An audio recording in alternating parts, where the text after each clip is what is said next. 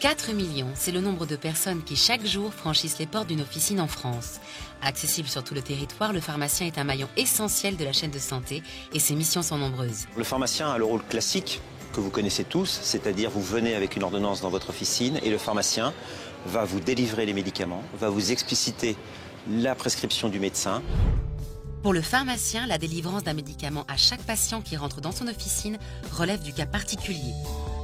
Spécialiste du médicament, le pharmacien, quand il prend l'ordonnance, il analyse tout d'abord l'historique médicamenteux, le dossier pharmaceutique ou le dossier du patient. Il vérifie en échangeant avec lui la cohérence de l'ordonnance et la présence éventuelle soit d'interactions médicamenteuses avec un traitement habituel, soit de contre-indication avec son état de santé. C'est ça, c'est un acte intellectuel, c'est l'analyse pharmacologique de votre ordonnance quand vous sollicitez un conseil.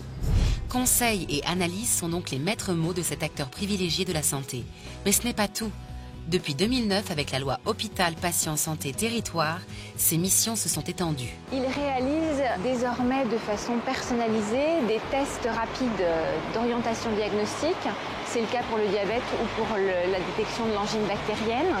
Et il réalise également des entretiens pharmaceutiques, entretiens personnalisés, où patients et pharmaciens échangent sur la compréhension du traitement, sur son suivi. À ce titre, la création du dossier pharmaceutique est un vrai plus. Mis en place en 2005 par l'Ordre national des pharmaciens, ce dossier électronique individuel est désormais consultable dans la majorité des officines. C'est un service gratuit proposé par les pharmaciens. Il contient la liste de tous les médicaments délivrés aux patients, avec ou sans ordonnance, durant les 4 derniers mois. Ainsi, en consultant le dossier pharmaceutique, le pharmacien pourra repérer d'éventuels risques d'interaction ou de contre-indication entre les médicaments. Par exemple, une personne qui prend du paracétamol pour des douleurs chroniques, alors qu'elle est en week-end, elle souffre d'un rhume. Grâce au dossier pharmaceutique, le pharmacien pourra lui conseiller un médicament sans paracétamol pour éviter tout risque de surdosage. pour l'ouvrir, rien de plus simple. La majorité des officines sont équipées du logiciel. Mais soyez rassurés, sans vous, le pharmacien ne pourra rien faire. Le pharmacien ne pourra accéder à votre dossier qu'en votre présence, puisqu'il a besoin de votre carte vitale. Et le pharmacien doit, lui, s'identifier grâce à sa carte de professionnel de santé. Un outil totalement sécurisé et confidentiel qui vous appartient. On peut demander à tout moment la fermeture du dossier pharmaceutique dans n'importe quelle pharmacie. C'est bien parce que le médicament n'est pas un produit comme un autre que son utilisation doit être entourée de beaucoup de précautions. Et comme la vente de médicaments en ligne est désormais autorisée pour ceux sans ordonnance, il est impératif d'être très vigilant. Il faut absolument vérifier avant toute chose que le site est bien celui d'une pharmacie d'officine agréée en allant sur le site internet soit du ministère de la Santé, soit sur le site du Conseil de l'Ordre des pharmaciens qui donne la liste des pharmacies agréées.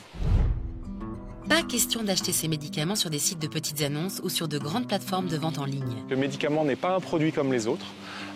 Il peut être dangereux pour la santé s'il s'agit de médicaments contrefaits, falsifiés ou d'origine douteuse.